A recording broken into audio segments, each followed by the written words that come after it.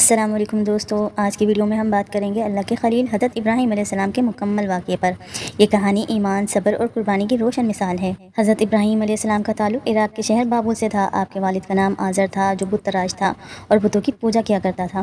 بچپن سے ہی ابراہیم علیہ السلام نے غور و فکر کیا، یہ بے جان پتھر کیسے خدا ہو سکتے ہیں۔ آپ نے سب سے پہلے اپنے والد کو سمجھایا کہ ان بتوں کی عبادت نہ کریں کیونکہ یہ نہ نفع دے سکتے ہیں نہ نقصان۔ پھر آپ نے اپنی قوم کو بھی اللہ کی وحدانیت کی طرف بلایا۔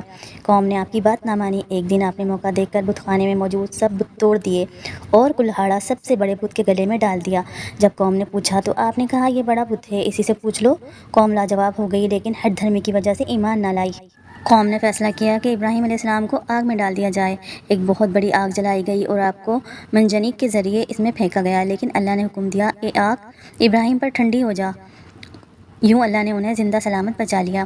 قوم کے کفر پر اڑے رہنے کے بعد حضرت ابراہیم علیہ السلام نے ہجرت کی۔ آپ شام، فلسطین اور مصر تشریف لے گئے۔ آپ کی بیوی حضرت ہاجرہ اور حضرت سارہ علیہ السلام بھی آپ کے ساتھ تھیں۔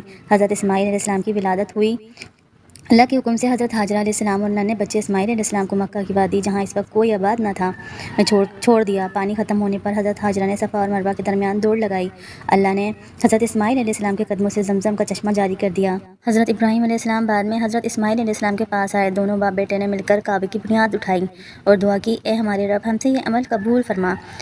ابراہیم علیہ السلام نے خواب میں دیکھا کہ وہ اپنے بیٹے اسماعیل علیہ السلام کو اللہ کے حکم پر قربان کر رہے ہیں۔ جب آپ نے یہ بات بیٹے کو بتائی تو حضرت اسماعیل علیہ السلام نے کہا، ابا جان، جو حکم ملا ہے اسے پورا کیجیے، انشاءاللہ آپ مجھے صبر کرنے والوں میں پائیں گے۔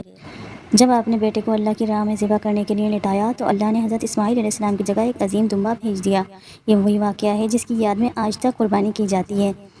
حضرت ابراہیم علیہ السلام کا ایک مشہور مناظرہ بادشاہ نمرود کے ساتھ ہوا۔ ابراہیم علیہ السلام نے کہا کہ میرا رب زندگی اور موت دیتا ہے۔ نمرود نے 2 قیدی بلائے، ایک کو قتل کیا، دوسرے کو چھوڑ دیا اور کہا کہ میں بھی زندگی اور موت دیتا ہوں۔ ابراہیم علیہ السلام نے فرمایا، میرا رب سورج کو مشرق سے نکالتا ہے، اگر تو سچا ہے تو اسے مغرب سے نکال۔ نمرود لاجواب ہو گیا۔ حضرت ابراہیم علیہ السلام کو خلیل اللہ یعنی اللہ کا دوست کہا جاتا ہے۔ آپ کی عمر تقریباً 175 سال ہوئی۔ آپ نے پوری زندگی اللہ کی توحید کی دعوت دی اور صبر و ایمان کی روشن مثال قائم کی۔ اس پوری کہانی سے، اس پورے قصے سے ہمیں سبق ملتا ہے۔ حضرت ابراہیم علیہ السلام کا قصہ ہمیں یہ سکھاتا ہے کہ اللہ پر کامل ایمان رکھو، توحید پر ثابت قدم رہو۔ اللہ کی راہ میں قربانی دینا سب سے بڑی کامیابی ہے۔ آزمائشوں کے بعد ہمیشہ اللہ کی مدد آتی ہے۔